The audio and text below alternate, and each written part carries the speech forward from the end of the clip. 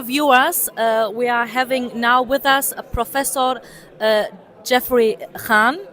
He has given a very, very important lecture today on the classification of modern Assyrian and new Aramaic dialects. And in this regard, we would like to take the opportunity to ask him some questions. Professor Geoffrey Khan, what linguistic links do you see between Surite in Tur-Abdin and Surat in northern Iraq? Well, these are two subgroups of the same language, so they're very closely related. And you can see they share many features. They are distinct, but they share many features, and they're much more closely related to each other than, say, with similar forms of dialects of the Aramaic language in Syria and in southwest Iran. I should probably, before I go any further, explain what I mean by Aramaic.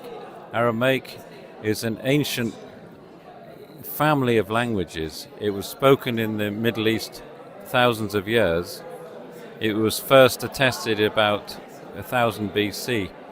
But Aramaic is like a Germanic in the Indo-European group of languages, in that Germanic consists is a family of languages, including languages such as English, German, Swedish, Norwegian. Now, Aramaic is a family of languages, of which the modern spoken languages descended from Aramaic include a variety of languages, such as Assyrian is one of these descendants of Aramaic, and the language of Tur-Abdin is also a descendant of Aramaic. So so they're all closely related in the sense that they all are related, descended from Aramaic. But the Assyrian language, that it's a language of the Assyrians, if you look very carefully at all the various dialects, you can find many loan words, or many words from Acadian, which is the language of the ancient Assyrian. Yeah, that would be my next question. How strong is the Acadian influence in the Surite of Tur-Abdin? Well, you can find some Acadian loans, I believe, in Surite. I myself, my work has always been on the Eastern dialects. So all of my research has been on the Eastern dialects. So you can find that in the Eastern dialects there are many words from Acadian, and they are often in the words relating to farming and common words relating to houses or sometimes relating to the structure of buildings. But they're very ancient words which have remained in these Eastern dialects. And why are they there? It's because the descendants, the ancestors of these dialects go all the way back to antiquity, when Acadian was spoken in the region. And so the point is that there was a period of several hundred years when Acadian and Aramaic were spoken together. So there was bilingualism between Acadian and Aramaic. And eventually Acadian disappeared and became extinct. So these spoken dialects of Aramaic survived down to the modern times in Iraq and Western Iran. And it's Iraq, really, northern Iraq, where it's the heartland of the Eastern dialects.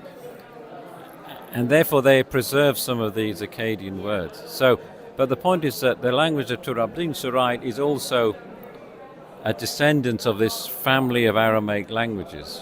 But it differs from the Eastern dialects in a number of details, and it differs because of various reasons, and one of them is the geographical distance. They're geographically separate, but also historical divisions. The Tigris River was a historical boundary in the ancient world between the Romans and the Parthians, for example, and also there are ecclesiastical differences. There are differences in churches between the Church of the East and the churches of Tur-Abdin. So all of that meant that this kind of was what were the factors which motivated a lot of the differences between the two sets of dialects, but they are still have a very close family relationship. Yeah. And what is the main reason, or why are you focusing most of all on the Eastern Assyrian dialect? Well, it's largely by chance, really, because in England, I met the Assyrians from the east by chance. I mean, and therefore I became very interested in their languages. In England, we don't have so many people from Tur-Abdin. I mean, there are more in Germany, for example, and then I came to realize several things. First of all, that there were so many dialects of the eastern group of dialects, and many of these are now very, very endangered because of the tragic history of the Assyrians over the last 100 years. So it's because then I began to realize that, even in England I can do a lot of field work to document these endangered languages. So it's because essentially by chance I was in England and I met Assyrians in England, then I became very interested in the Eastern dialects. And because there are nearly 150 dialects, in Tur-Abdin there are less dialects, in Eastern dialects about 150 dialects of the Eastern dialects, and most of those are now very endangered. So it's taken me all of my career to work on the documentation of these dialects. Yeah. So you are saying it's actually the same language, or is it just dialect between Assyrian and Aramaic? Could you clarify it a little bit more, maybe? Well, the word language is really not. It is associated with community identity. When you give a language a name, it's not a scientific. It's not up to me as a scholar to give a language a name. A language is given a name by the community, and it's what they feel, who they feel they are.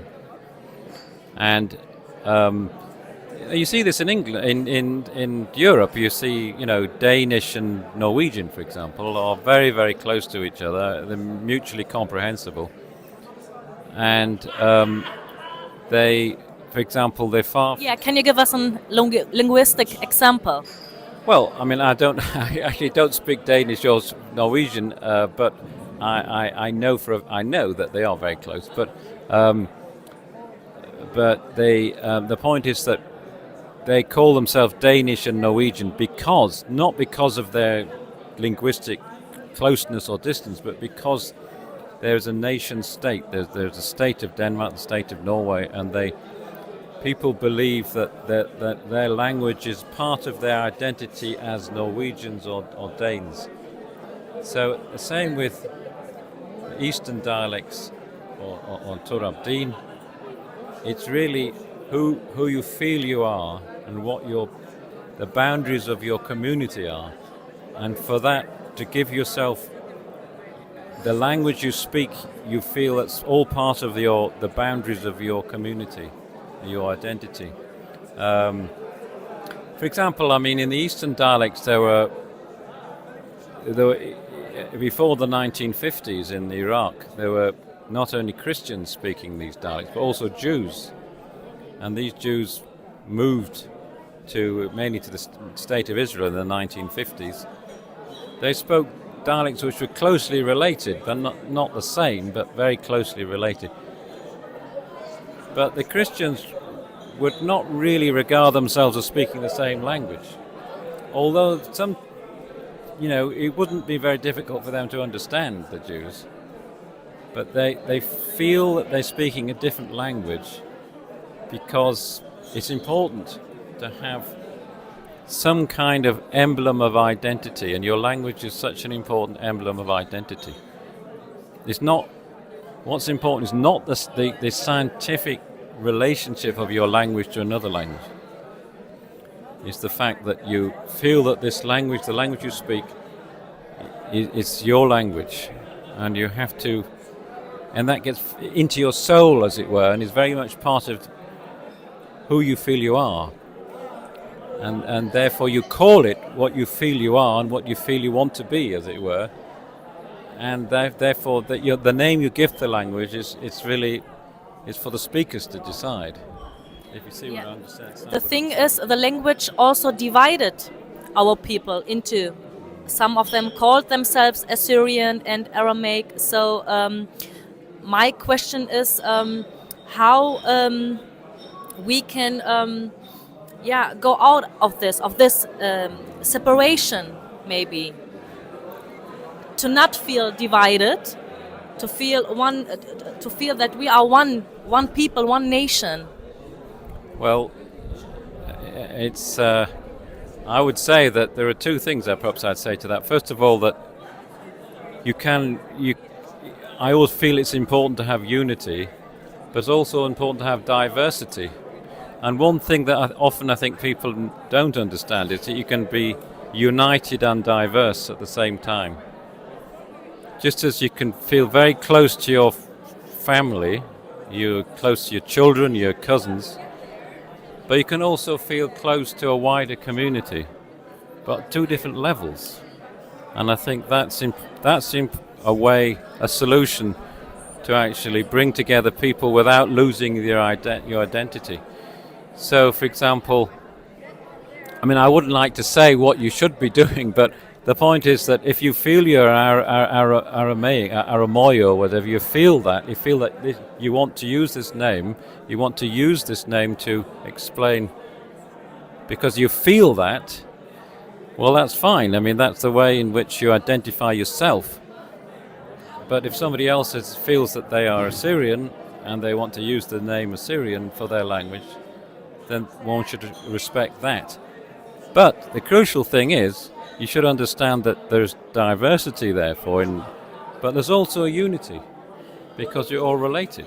It's like being in a chazmana, there's a sort of you're all a family, but there's differences within the family. Just imagine everybody in the family was the same. There's no variety. Everybody looked the same. Perhaps it's a more rich family if you have some diversity.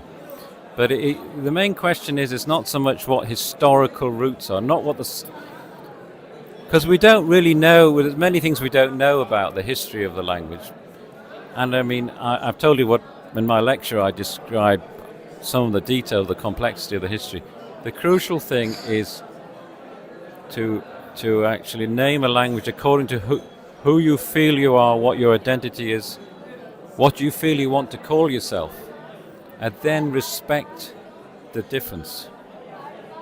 There are many parallels in modern society where that's the case. You have to respect the difference and respect the right of people to be who they feel they are, to dress the way they want, to many other things. But you have to understand that that doesn't make them excluded. There's a sort of like unity with diversity within unity. My last question would be, if you met an Assyrian 1,000 years ago, would you be able to talk to him? And could it be that the barren region of Tur-Abdin has preserved the language? Well, there are certain loan words. I say I'm not an expert in Turoyo or Surite, but I say I mainly work on Eastern dialects, but I know that there were certain words the ancient Assyrians would understand, which are now still used today.